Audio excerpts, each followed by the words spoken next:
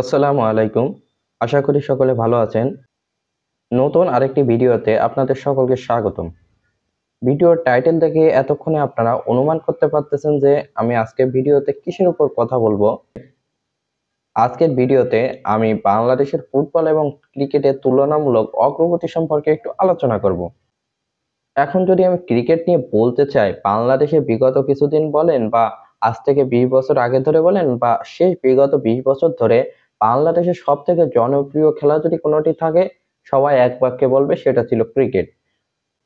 বিগত কিছুদিনের কর্মকাণ্ডের উপর ভিত্তি করে আমরা এটাকে একটু আইডেন্টিফাই করার চেষ্টা করব। বাংলাদেশ দল বিশ্বকাপ ক্রিকেট বলেন, এশিয়া কাপ বলেন বা দ্বিপাক্ষিক সিরিজ বলেন, যেটাই খেলতো না কেন তখন ক্রিকেট খেলা মানেই ছিল এক উত্তেজনাকর পরিবেশ। বাংলাদেশের ক্রিকেট খেলা মানেই ছিল গ্যালারি পরিপূর্ণ, হাজার হাজার দর্শক গিয়ে বাংলাদেশ দলের সমর্থনে মাঠে গিয়ে নিজেদের গলা ফাটাতেন। কিন্তু বিগত কিছুদিন লক্ষ্য করলে দেখা যাচ্ছে যে বাংলাদেশের ক্রিকেটের প্রতি দর্শকদের একটা অনাগ্রহ তৈরি হয়েছে। কেননা বাংলাদেশ রিসেন্টলি যেসব সিরিজ খেলছে সেখানে দর্শকদের উপস্থিতি একদমই সীমিত, একদমই সীমিত। আসলে এখানে সীমিত শব্দটাও প্রযোজ্য নয়, একদম নগণ্য। দেখা গেল 25,000 ধারণ ক্ষমতা সম্পন্ন মিরপুর জাতীয় স্টেডিয়ামে খেলা হচ্ছে, সেখানে দর্শক হচ্ছে হাতে গোনা 200-300, তাও না 10, 15, 20, 30 জন। কিন্তু আজ থেকে যদি আপনি 5 বছর আগে বিবেচনা করেন, বাংলাদেশ যখন কোনো দ্বিপাক্ষিক সিরিজ খেলতো তখন মিরপুর শেরেবাংলা জাতীয় স্টেডিয়ামে দর্শকদের তিল ধারণের জায়গা থাকতো না। এর কারণটা আসলে কি ছিল? যদি আমি আমার দৃষ্টিকোণ থেকে বলি তাহলে এর কারণ ছিল একমাত্র একটাই। তখনকার সময় ক্রিকেটটাকে সুন্দরভাবে তুলে ধরা হয়েছিল।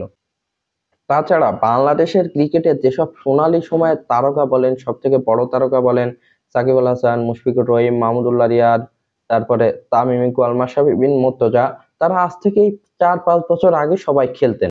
কিন্তু বর্তমান সময়ে তারা কেউ জাতীয় দলের সাথে সম্পৃক্ত নেই। কেউ বা রিটায়ার্ড করছেন, কেউ বা ক্রিকেটের একটা বা দুইটা ফরম্যাটে খেলতেছেন।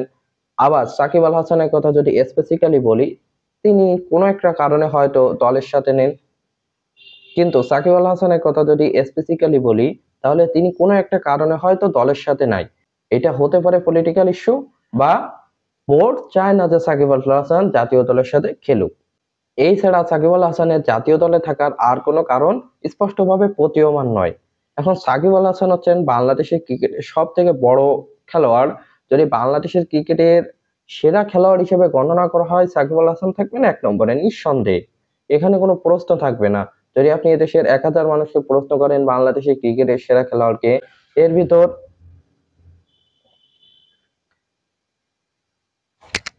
এর ভিতর 80% মানুষ উত্তর দিবে যে বাংলাদেশের ক্রিকেটের সেরা তারকা সাকিব আল হাসান। এবং তার যে ব্র্যান্ড ভ্যালু ছিল, তার যে একটা ইমেজ ছিল, ওইটাকে কাজে লাগিয়ে বাংলাদেশের ক্রিকেট কিন্তু বহির্বিশ্বে একটা জনপ্রিয়তা ছিল। এবং তার যে ফ্যান বেস ছিল, শুধু সাকিব আল হাসান না, তামিম ইকবাল, মুশফিকুর রহিম, মাহমুদুল্লাহ রিয়াদ, মাশরাফি বিন মুর্তজা, সকলেরই যে ফ্যান বেসটা ছিল, মানে এটা অকল্পনীয়। কিন্তু বর্তমান সময়ে যারা ক্রিকেট খেলতেছেন, এদের কারো মনে হয় না ফ্যান বেস অতটা বড় আবার আছে। কেউ নিজেকে ওইভাবে হয়তো প্রতিষ্ঠা করতে পারেননি যে তাদের প্রতি আস্থা রেখে যে বাংলাদেশের দর্শকরা মাঠে গিয়ে ক্রিকেট খেলা দেখবে। এছাড়া বাংলাদেশ ক্রিকেট বোর্ডের বর্তমান যে কমিটি আছে তাদেরও কিছু খামখেয়ালিপনা স্পষ্টভাবে প্রতীয়মান, তারা বাংলাদেশ ক্রিকেট বোর্ডকে সঠিকভাবে পরিচালনা করতে পারতেছে না। আজ থেকে আপনি 5 বছর আগে চিন্তা করেন না, বা 3 বছর আগে বাংলাদেশের খেলা হচ্ছে মানে দর্শকে পরিপূর্ণ মাঠ। কিন্তু বর্তমানে মাঠের ভিতর বলতে গেলে, সোজা বাংলায় বলতে গেলে, মাঠের ভিতর একটা কুকুর পর্যন্ত ওখানে থাকে না। কুকুর চাইতেও মনে হয়, কুকুর গিয়েও মনে হয় বাংলাদেশের খেলা দেখতে এখন লজ্জা পাবে। রিসেন্টলি বাংলাদেশ দল সংযুক্ত আরব আমিরাতের কাছে সিরিজ হারে আসছে। মানে যেটা ছিল একদম অপ্রত্যাশিত, অপ্রত্যাশিত। মানে বাংলাদেশ দল সংযুক্ত আরব আমিরাতের কাছে সিরিজ হারবে, এইটা বাংলাদেশের মানুষ অন্তত ভাবেনি। আবার কিছু সংখ্যক লোক, বিশেষ করে আমার মতো যেসব লোক আছে, তারা ভাবছে যে আরব আমিরাতের সাথেও সিরিজ হারতে পারে। কেননা এই দলের যেসব খেলোয়াড় খেলেন, তারা একটাও জাতীয় দলে খেলার যোগ্য কিনা আমার সন্দেহ। পক্ষান্তরে আপনি যদি ফুটবলের কথা চিন্তা করেন, ফুটবলে সাম্প্রতিক সময়ে বাংলাদেশে একটা গণজোয়ার সৃষ্টি হয়েছে। বাংলাদেশের মানুষ ফুটবলের প্রতি আগ্রহী। আজ থেকে 3 বছর আগে ক্রিকেটের দর্শক পরিপূর্ণ থাকতো, সেখানে এখন বাংলাদেশের ফুটবল খেলা দেখার জন্য দর্শকের আগ্রহ দিন দিন বৃদ্ধি পাচ্ছে। একটা উদাহরণ দিয়ে বাংলাদেশের ফুটবলের অগ্রগতি আপনাকে বুঝায়। এই যে সামনের মাসের 10 তারিখ বাংলাদেশ সিঙ্গাপুরের বিপক্ষে ঘরের মাঠে ফুটবল ম্যাচ খেলবে। এশিয়ান কাপ বাছাই পর্বের ম্যাচটি খেলবে। এই ম্যাচটি অনুষ্ঠিত হবে জাতীয় স্টেডিয়ামে। এই জাতীয় স্টেডিয়ামে দর্শক ধারণ ক্ষমতা সম্পন্ন হলো হচ্ছে 25,000 মেবি।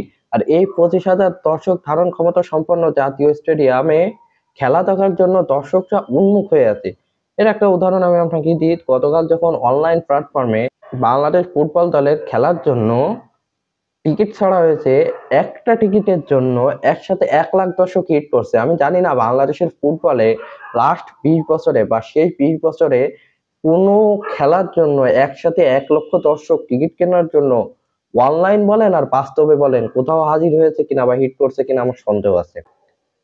আপনি যদি শেষ 15-20 বছরের হিসাব করেন তাহলে দেখতে পাবেন যে শেষ 15 থেকে 20 বছরে বাংলাদেশের ফুটবল খেলা দেখার জন্য এত সংখ্যক দর্শক কখনোই কোনোদিন উন্মুখ। কিন্তু বর্তমান সময়ে বাংলাদেশের খেলা দেখার জন্য দর্শকদের মনে কেন এত আগ্রহ সৃষ্টি হয়েছে?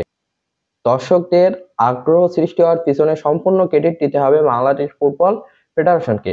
বাংলাদেশ ফুটবল ফেডারেশন এর নতুন কমিটি যখন দায়িত্ব নিয়েছে, নতুন সভাপতি সাধারণ সম্পাদক এরা দায়িত্ব নিয়ে বাংলাদেশের ফুটবলকে উন্নতি করার জন্য নানামুখী পদক্ষেপ নিয়েছে। এর ভিতর অন্যতম হলো প্রবাসী ফুটবলারদেরকে বাংলাদেশের ফুটবলে সংযুক্ত করা। এই যে বাংলাদেশের ফুটবলে দিন দিন কোয়ালিটি ফুল খেলোয়াড়ের আগমন করতেছে, এই আগমনের ফলে দর্শকদের মনে বাংলাদেশের ফুটবল নিয়ে নতুন করে আশার সঞ্চার হয়েছে, গণজোয়ারের সঞ্চার হয়েছে। তারা আশার আলো দেখতেছে যে বাংলাদেশের ফুটবল একদিন ভালো কিছু করবে। কেননা হামজা চৌধুরী ইংলিশ প্রিমিয়ার লিগে খেলা একজন তারকা। আর দর্শকদের যে এই আগ্রহটা তৈরি হয়েছে ফুটবলের প্রতি, এর জন্য পুরো ক্রেডিটটা আমি বাংলাদেশ ফুটবল ফেডারেশনকে দেব। তারা যদি এই নানামুখী উদ্যোগ না নিত তাহলে বাংলাদেশের ফুটবল এখনো পর্যন্ত অন্ধকারে পতিত থাকতো। কিন্তু বাংলাদেশ ফুটবল ফেডারেশন দিন দিন নানামুখী পদক্ষেপ নিয়ে বাংলাদেশের ফুটবলকে উন্নতি শিখরে নেওয়ার জন্য দিন রাত প্রাণপণে চেষ্টা করতেছে। তারা প্রবাসী যেসব কোয়ালিটি ফুটবলার আছে তাদেরকে বাংলাদেশ দলে অন্তর্ভুক্ত করার চেষ্টা করতেছে। এজন্য বাংলাদেশ ফুটবল ফেডারেশনকে একটা সেলুট দিতে হয়। ধন্যবাদ এতক্ষণ সাথে থাকার জন্য।